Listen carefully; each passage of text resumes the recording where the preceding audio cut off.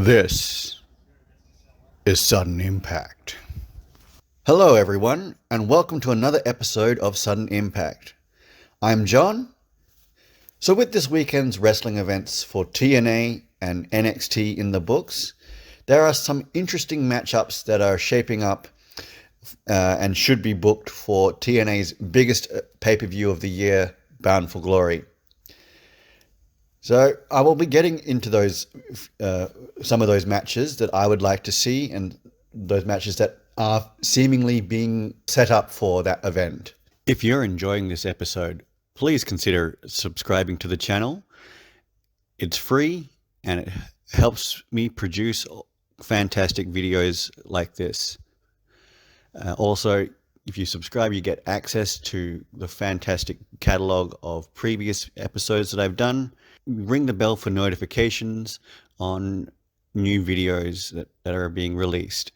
For the pre-show, I have, in the first match of that pre-show, I have Kushida versus Jonathan Gresham. Now, this is to actually close off the feud they had leading into Slammiversary, and the match that they should have had at Slammiversary's pre-show as well. Unfortunately, Jonathan Gresham was unable to make the Slammiversary event because of airline delays, and that is all covered in a previous video detailed on this channel. So just to close off that rivalry that they've had, Gresham should go back to his evil octopus character that he had been wrestling as in the lead up to the Slammiversary pay-per-view. And then Kushida should also be in his antidote seeking character as he was supposed to be going into that Slammiversary match. This is just this match should be on the pre-show, because I don't think it would carry enough weight to be on the main Slammiversary card, because there are other matches that I feel that deserve to be on that match card. So the second match is the X Division Showcase on the pre-show. Now, this match features a few wrestlers that haven't been really utilized to their fullest extent or at all in TNA, and I would like to see them just actually be used on on the pre-show in this type of match, because just to see how they go with wrestling on the biggest stage of TNA for the year. Now, this match would be between Jack Price. Yes, I know TNA hasn't used him at all in matches for over a year. I'm not sure what the reason for that is, but I believe that he's a very underrated wrestler, especially if you've seen any of his work on the independent scene. And also Jason Hotch and John Schuyler should be in that match as well, both of the good hands, and it's really interesting to see that Jason Hotch being used more in TNA programming, and Jack Price hasn't been used as much, because both of those wrestlers were the gut check winners of the same year, like 2022, I think. And so I'm not sure why that TNA has used Jason Hotch more than they have used Jack Price, but I feel that this definitely needs this match should happen with featuring at least those two wrestlers, just to show the fans and viewers that these wrestlers can actually have decent matches for a major televised company. It should also feature Laredo Kid as well as Leon Slater. Now, this would be just a fun way to lead into the main card for the event, the Bound for Glory event. I mean, lots of high flying action. I'm not sure if the winner of this match should receive an X Division Championship match at a later date, but yeah, that decision can be made at a later point in time. I mean, there's still a couple of premium live events to go before then, mostly Victory Road. Now we move on to the first match of the main card of the Bound for Glory event, and I've got this match as the X Division Championship match between Zachary Wentz, accompanied to ringside by Trey Miguel, and taking on Wesley. So this match I've got just to continue the breakdown or breakup of the Rascals, as we saw on NXT No Mercy. Zachary Wentz defeated Wesley. But I don't think that this is over between Wesley and Zachary Wentz, because Wesley didn't win that match, which he felt he should have done, just to put Zachary Wentz in his rear view in terms of moving on to bigger and better things in his mind in NXT. And given that Zachary Wentz won the X Division Championship at Emergence in the Ultimate X match, I feel that this one adds extra meaning to it, because Wesley could be like, okay, I'm going to take the championship that you've just won and spent most of your career building up to winning on your own, and just as a way to really stick it to you that I don't need you and I never did. But as far as the winner is going, I'm not too sure. I think that it is a bit too early to have Zachary Wentz lose the championship, especially because he's just won the championship recently, and I want to see him have a bit of a title reign with the championship, at least until the end of the year, possibly into Hard to Kill pay-per-view next year, or whichever whatever the January pay-per-view is going to be called.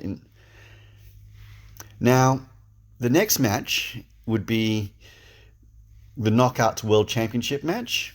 Now, this would be between champion Jordan Grace and Ash by Elegance.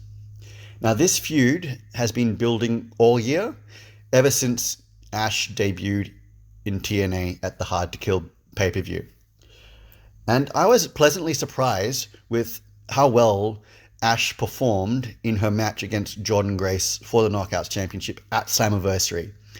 And just the build and all of everything that has been done in relation to keeping the rivalry going and the minor tweaks that Ash has made to her character to make her seem like more of a legitimate contender to Jordynne Grace's championship rather than just an annoyance, which a lot of people initially thought that she was going to be. But we all saw that in the Slammiversary match that she actually gave a really good showing, and I believe this would be a good way to finish their feud and have each wrestler go off and do different things afterward. I'm not too sure who I'd have winning this match. I know that Jordynne Grace's contract is coming up in January or sometime early next year, and I do know that there are definitely going to be companies that would be circling for her signature. So I'm not too sure if this would be a match where she drops the title to Ash by Elegance and then goes on to either sign for another company or re-sign for TNA and just continue having dominant matches. But yeah, I'm not too sure what would be the ideal situation for Jordynne Grace and at this moment, and I'm not wanting to comment on that either. So the next match is between PCO and Steph accompanied to the ringside by his wife, Steph DeLander, and Matt Cardona. Now, this match would be for the Digital Media Championship. Now, this has been one of the more underrated feuds on TNA programming in recent weeks, in my opinion. I've really enjoyed the way that Cardona has really kept the feud going in terms of delaying the inevitable match that he and PCO seem to be working towards. Now, they could have got this match at Emergence. That didn't happen. We could have got this match on TNA Pro Impact a couple of weeks ago. That didn't happen either. So it's just really, Cardona's really building up this big fight mentality in terms of making this match must-see. And also, I feel, given that Matt Cardona has said that he's now wanting to return to a big TV company in the future, I feel that having him win this match would give him the reason to return to TNA wrestling on a more regular schedule. I also feel that Steph DeLander will turn on PCO during this match. I just feel that her and Cardona, especially if you've seen them on the independent scene, are just absolutely brilliant together, and I feel that they could really explore that, especially in TNA wrestling. Now, the next match would be for the World Tag Team Championships. Now, this would be ABC, Ace Austin and Chris Bay taking on the Hardys with Queen Rebecca. I've put this match here on only if the Hardys are planning in staying in TNA long term. I mean, if they are, then I would have ABC drop the titles to give the Hardys one final run in TNA with the championships. However, if not, then I would either have ABC face Brian Myers and Eddie Edwards of the System, the newly signed tag team of Saint and Sinner, and or AJ Francis and Casey Navarro of First Class, or possibly all four of the teams in a four-way match. However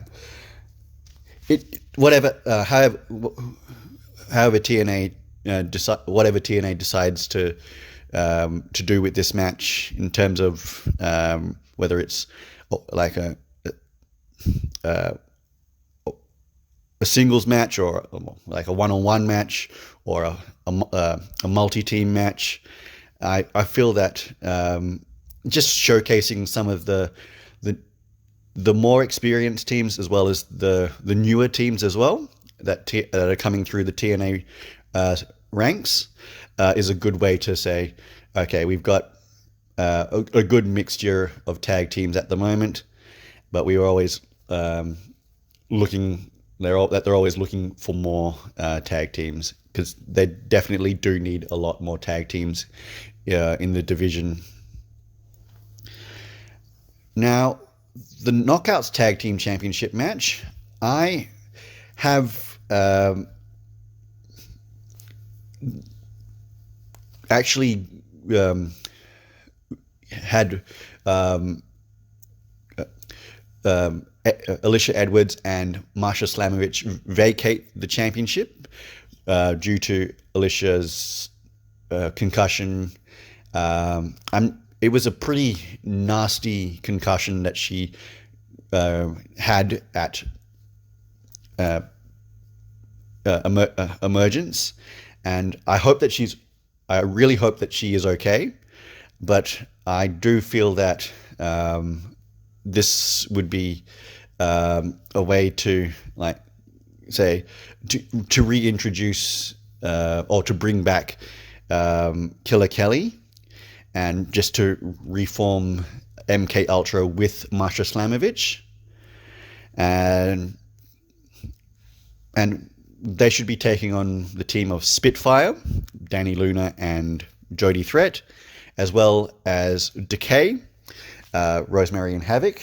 I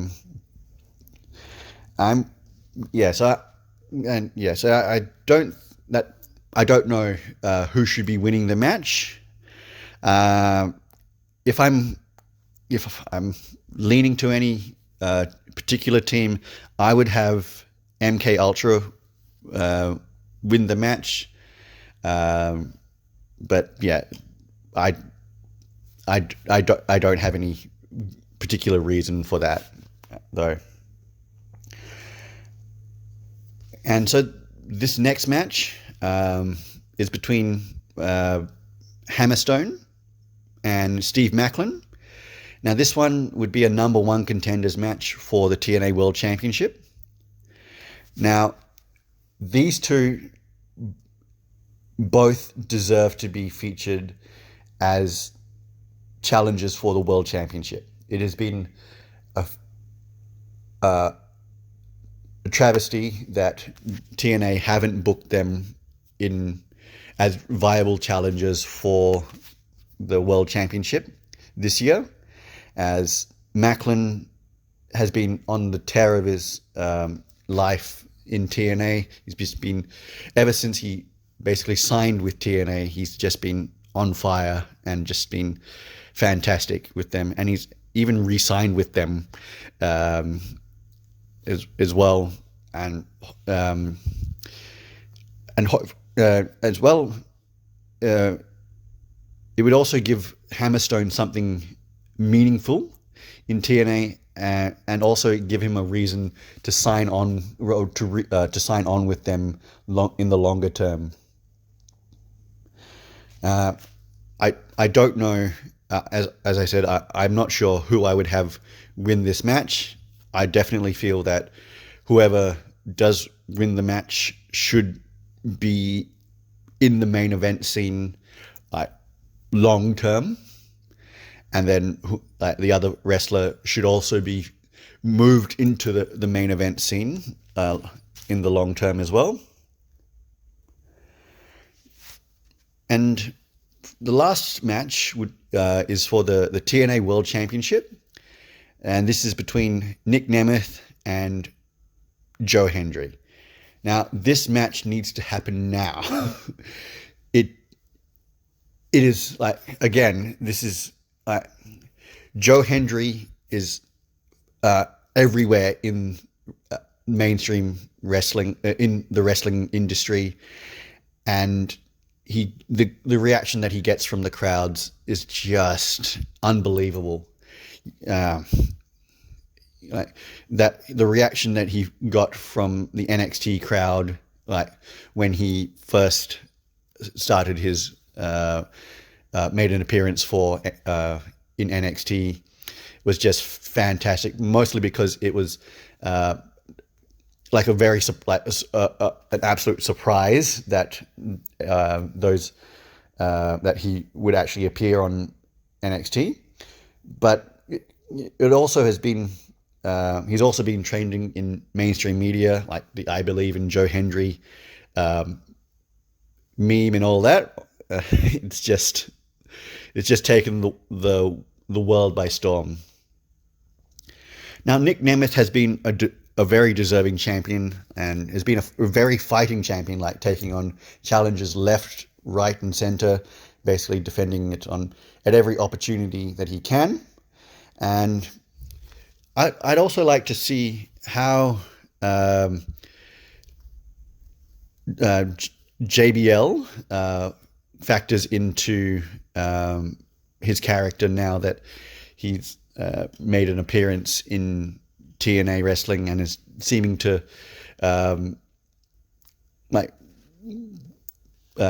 be taking or advising Nick Nemeth. Regardless of whoever wins this match, I feel that it should be Joe Hendry. Again,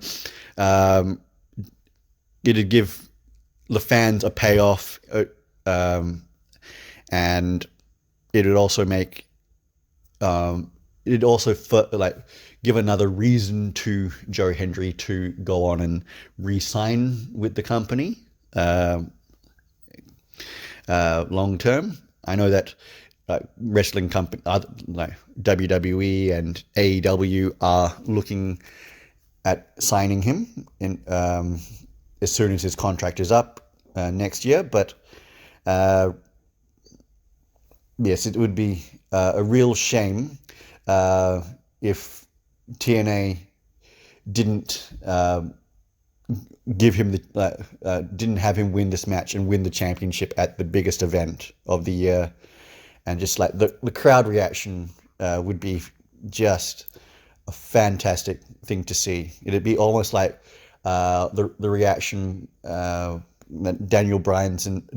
Bryan Danielson got at All In after finally winning the AEW World Championship. But it'd just be like the best way to pay off a massive year-long work or build to this point. Also, I believe that whoever wins this match should then Mike Bailey should come out to the ring and challenge the winner for a match. Now, this can be either at one of the future events that are coming up after Bound for Glory, like Turning Point or Final Resolution, or even the Hard to Kill pay-per-view next year. So thanks, guys, for watching this video. Let me know if you have any ideas or have any other matches that you would like to see take place at the Bound for Glory. I know we are still a few weeks away from that pay-per-view going down, so I'd love to hear your thoughts on it. Remember to like, share, and subscribe to the channel. Leave your comments down below and ring that bell for notifications. Until next time, guys, I'm John, and this has been Sudden Impact.